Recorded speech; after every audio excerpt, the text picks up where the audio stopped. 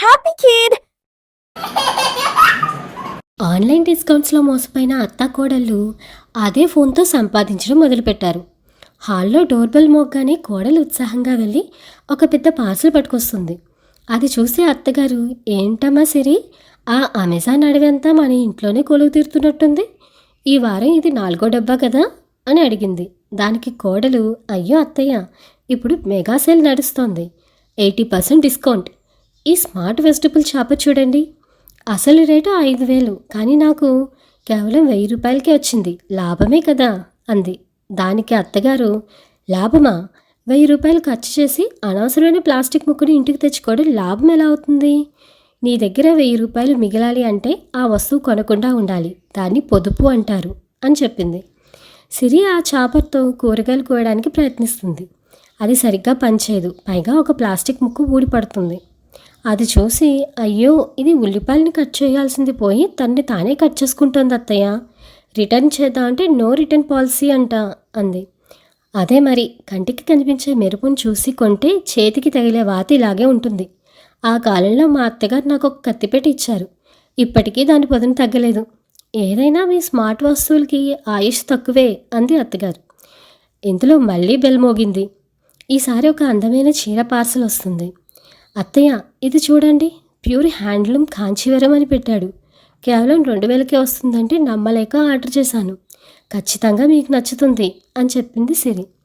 చీరను చేత్తో తాకి ఒక్క నిమిషం పరీక్షించి, అమ్మడు, దీన్ని హ్యాండ్లూమ్ అన్నవాడికి పద్మశ్రీ ఇవ్వాలి, ఇది కాంచీవరం కాదు కదా, కనీసం కాటన్ కూడా కాదు, నైలాన్ దారానికి రంగు పూసి పాలిస్టర్ మెరుపులు అద్దారు, దీన్ని కట్టుకుంటే ఒంటికి గాలి ఆడదు, మనసుకి ప్రశాంతత ఉండదు అన్నారు అత్తగారు. దానికి కోడలు, మరి ఇప్పుడు ఏం చేయాలి అత్తయ్య, డబ్బులు పోయినట్టేనా అంది. అప్పుడు అత్తగారు, నువ్వు కొన్న ఆ ప్లాస్టిక్ చాపర్ పక్కన పడే, ఇక చీర అంటావా, దీన్ని వెనక్కి పంపాయి, రేపు మనం వెళ్ళి మన నారాయణప్ప దగ్గర చీర తీసుకుందాం, 100 రూపాయలు ఎక్కువైనా ఎన్నాళ్ళైనా చెక్కు చెదరని నాణ్యత ఉంటుంది అని చెప్పారు. స్క్రీన్ మీద కనిపించే డిస్కౌంట్ కంటే కంటితో చూసి కొనే నాణ్యతే గొప్పది అంటారు, అంతే కదా, అర్థమైంది అంది కోడలు. దానికి అత్తగారు నవ్వుతూ, ఆ జ్ఞానోదయం కలిగితే చాలు, ఇప్పుడు వెళ్ళి ఆ ఫోన్ పక్కన పెట్టి మన స్టైల్లో ఒక కప్పు అల్లం టీ పెట్టు, ఆ టేస్ట్ని ఏ ఆన్లైన్ ఫుడ్ యాప్లోనూ దొరకదు.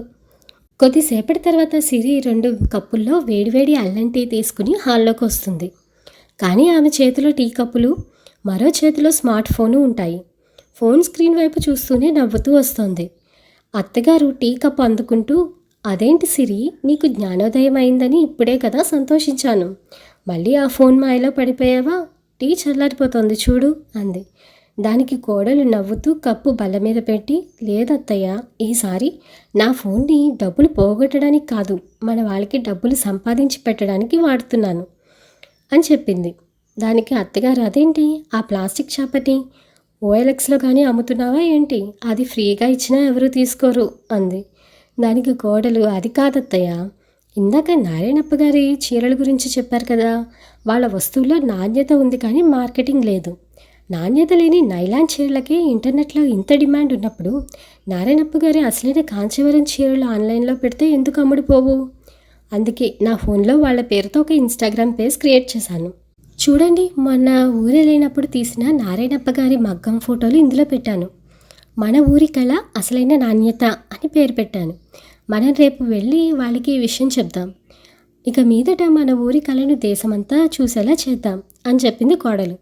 దానికి అత్తగారు మనస్ఫూర్తిగా నవ్వుతూ, భలేదానివే, నేను ఆ పాత వస్తువుల్లో ఉన్న విలువను మాత్రమే చూశాను, కానీ నువ్వు నీ స్మార్ట్ బుర్రతో ఆ విలువను 10 మందికి పంచే దారి వెతికావు, ఇన్నాళ్ళు నీ చేతిలో ఉన్న ఫోన్ ఒక ఖర్చుల యంత్రం అనుకున్నాను, కానీ దాన్ని సరైన దారిలో వాడితే అది నిజంగానే ఒక అద్భుత దీపం అన్నమాట అన్నారు అత్తగారు.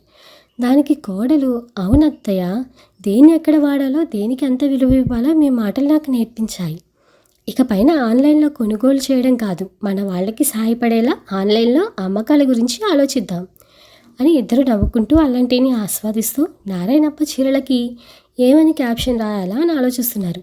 పాతకాలపు నమ్మకానికి కొత్త కాలపు టెక్నాలజీ తోడైతే వచ్చే విజయానికి ఆ అత్తాకోడళ్ళు పునాది వేస్తున్నారు. Thank you for watching. Please do subscribe for more videos. Happy kid!